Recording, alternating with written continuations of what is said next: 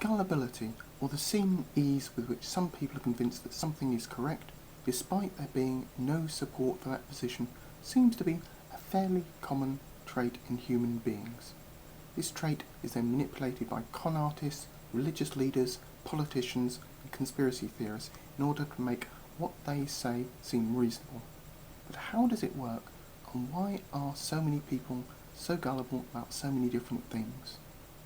Well, the first thing to say is that actually being easily fooled isn't always as bad a trait as it first might seem. At its heart, the ability to trust and want to appear to be trustworthy in return, this social cooperation has distinct social and evolutionary advantages. Without it, it's actually difficult to operate in groups. Indeed, those people who seem gullible also seem to be those who are friendly and cooperative with others. However, someone who is credulous takes this trust too far. They overlook warning signs that indicate that what they're being told or what they read is either highly unlikely or even could not possibly be true. The consequences of falling for this type of trick, whilst they might be socially embarrassing or even financially expensive, are unlikely to actually be lethal, so generally they don't represent a negative evolutionary trait. It can take all sorts of forms. The variety of forms from buying a national monument for sale from a con artist, a Ponzi scheme, or giving your bank details to a supposed Nigerian prince. Other examples are that lizard aliens are in human skins on Earth, or that Mars will appear in the night sky the same size as the Moon.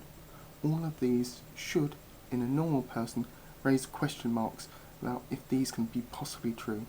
But that ability to pause, think and rationalise is somehow missing or not functioning on that particular occasion or circumstance in a gullible person.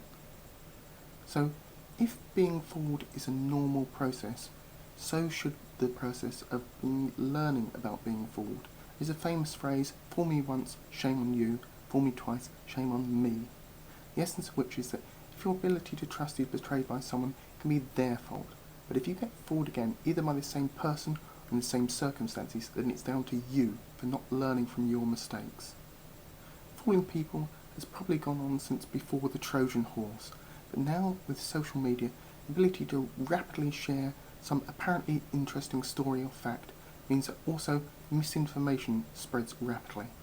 Part of the reason for this is that you trust the person passing you the story, but they're not the originator of the story. There's normally a long chain of people between you and the creator of the fake item. It's this distance from the faker which is something new we've yet to adjust for in a society.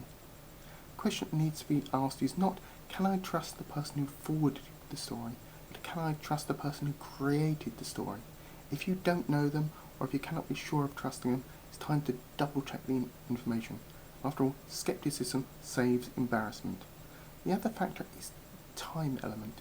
Generally, given enough time to consider, to think, to reflect upon a particular issue, the flaws in a false statement become apparent. In many modern situations, that time element is either constrained or absent. So giving yourself time to reflect, you reduce your chances of being conned. Many high-pressure salesmen use this time element, saying this offer is only available for today, or there are only 3 left of this particular item. If you don't buy it now, there won't be any left. A legitimate seller won't use these techniques, that time pressure they use to manipulate you. So, to summarise, pause, think, and critically analyse before you accept what you're being told is the truth, no matter how fervently or how devout the person telling you it appears to be.